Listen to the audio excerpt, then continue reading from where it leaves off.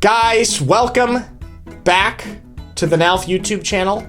If this is your first time here, welcome. A special welcome to you. My name is NALF, Nick Alfieri.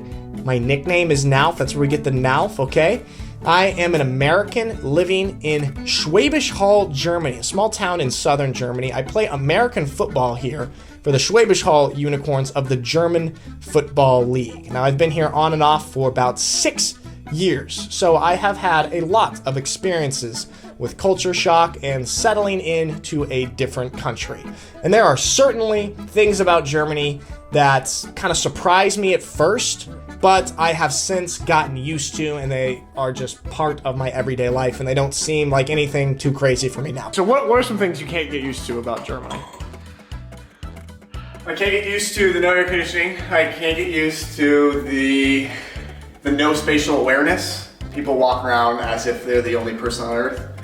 And I can't get used to there's no customer service, that you walk into a store and they're mad at you for being there. Oh, sorry, I didn't mean to give you my money. So, what else? But there are things that even after all these years, I still cannot get used to about Germany. And that is what we are going to be talking about today. So without further ado, let's jump into the things about Germany that I cannot get used to.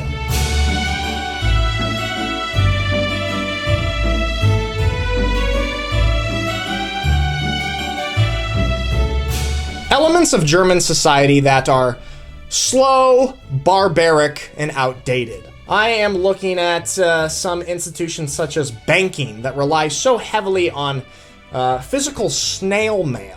My brother, being new in Germany, has been trying to set up an online bank account so he can do his banking online, see his account on his phone, etc. Some pretty standard stuff that should just be, you download an app, you get your information, you're good to go. It has taken him 2 months to be able to set up his online banking because in Germany, at least with the banks that we use, you have to mail away some information, they mail you back a PIN, you put it in, and then you have to wait another 2 or 3 weeks. And it's this very, very strange, barbaric system that seems to be super clunky, and it just doesn't make sense for why a society like Germany still basically feels like they live in the 1970s or 80s when it comes to certain things like online banking. Also, there's just so much unnecessary snail mail, like paper mail, that you get in the mail. And for a country that prides itself on being very environmentally conscious and environmentally friendly, I am a little bit appalled at how much wasted paper there is just sending pointless letters and things in the mail. Something that I just am not getting used to.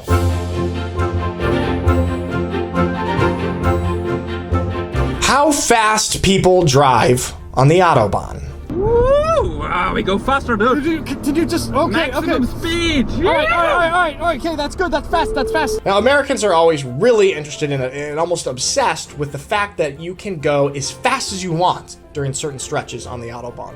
Actually, a lot of Americans are under the impression or have some sort of false impression about the Autobahn, that it's always no speed limits all the time. I've even heard some really weird images of the Autobahn. One of my friends told me that he thought the Autobahn was a big X that goes across Germany, a big highway of an X highway that had no speed limits.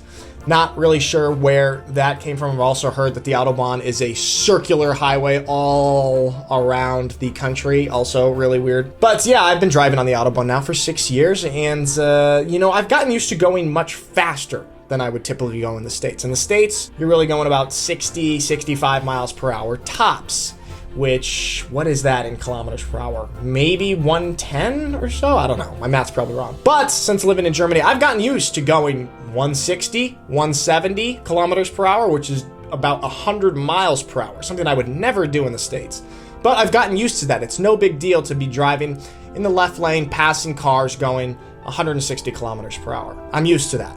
But what I can't get used to is when I'm going 160 kilometers per hour, I feel like I'm really pushing it and I'm passing cars that another car, probably a BMW coming up behind me, flashing his lights, is going 240, 260 kilometers per hour like it's no big deal. That is something that I cannot get used to. My tolerance for speed has certainly increased but I am not used to how fast some of these native-born Germans are willing and comfortable to drive on the Autobahn.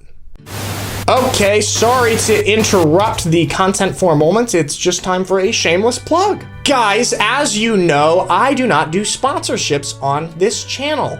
Maybe it is a stupid decision, but for some reason it feels like the right one for me. Instead, this channel is supported by my Patreon. So if you have any interest in that, we have some cool stuff going on my Patreon. I do a monthly Q&A where anybody can ask me anything, and I film an unedited, usually hour and a half or so Q&A response.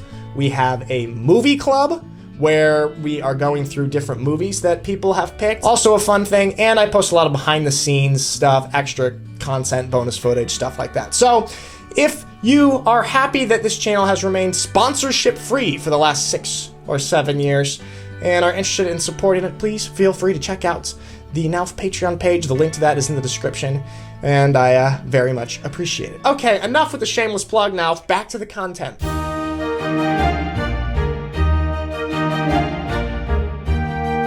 Guys, I've said it 1,000 times. If you've watched my videos, you know this is one of the biggest things for every American who comes here is the physical distancing. The much smaller acceptable physical distance between people. You get it when you go to a grocery store or in line somewhere. I've tried to get used to it, that it's a smaller threshold and people are used to standing closer to each other. It's a more densely populated country. Maybe that explains why people are more tolerant of this, but it's something that I seriously feel very uncomfortable with still, cannot get used to. The other day I was walking in Schwäbisch Hall, a whole town, you know, so much space for people to walk. I was walking and I felt somebody up right behind me, and I sensed that there was a body right on my hip, and I thought that I was about to get robbed or pickpocketed, so I turned around like this and flinched and like kind of threw my hands up getting ready, and it was just some little old woman who was following me this close, and she was like so startled at my reaction, but she kind of realized that I felt that she was too close to me, but unless I reacted like that, she wouldn't have thought anything of it. It was totally normal for her to be just following somebody so close, right in their personal space. Something that I still cannot get used to, and I don't think I ever will get used to. A personal bubble comes from North America. It's a little bit wider.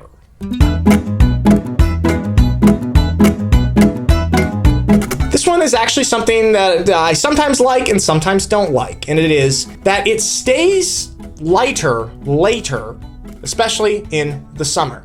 I just looked it up. The sunset time for my hometown, Portland, Oregon tonight is like 8:56 p.m., whereas the sunset time here in Schwäbisch Hall is closer to 9:30, and that is still, you still have some light for about 30-40 minutes after that sunset. So if I'm like in bed and it's 10 o'clock, I can look outside and the sky is still not pitch black. It's something that I still can't really get used to. Sometimes I really like it. Say, for example, if I'm out with friends or in the beer garden or something, and it's, you know, one of those summer evenings where you want to elongate the time. But sometimes when I'm trying to go to bed early and it's still, you know, not dark out at 10 o'clock, that is a little bit of a hindrance to my sleep patterns, which are so important to me. So this one sort of depends on what kind of mood I'm in, but the fact that it, you know, Germany is at a much higher, what is it? I can never remember. Is this latitude?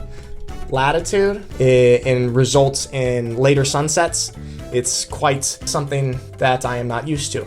Now, when we were in Finland, we saw this to the even more extreme, because it felt like it didn't get dark there until 11:30 or so.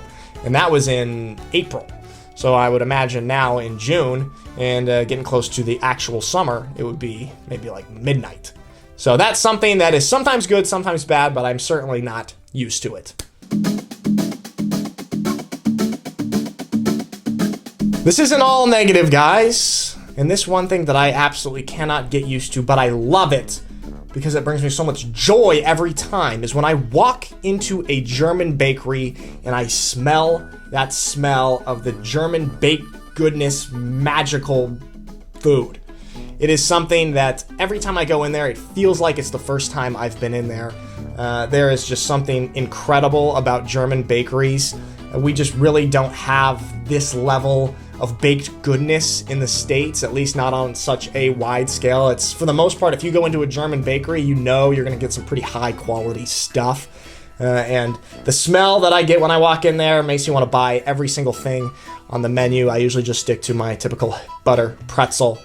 Perhaps I'll branch out one of these days, but the magical smell of a German bakery when you walk in is something that I cannot get used to, surprises me pleasantly every single time, and I hope that I never get used to it.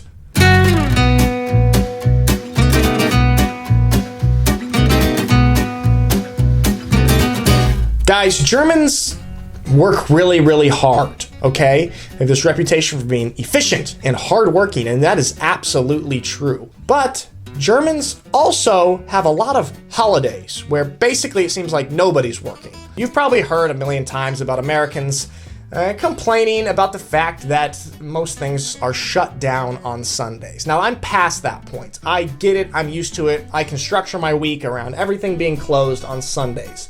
What is difficult, though, for me, however, is it feels like there are so many holidays where I am not expecting, I don't have it on my calendar, this is a holiday and everything's going to be shut down.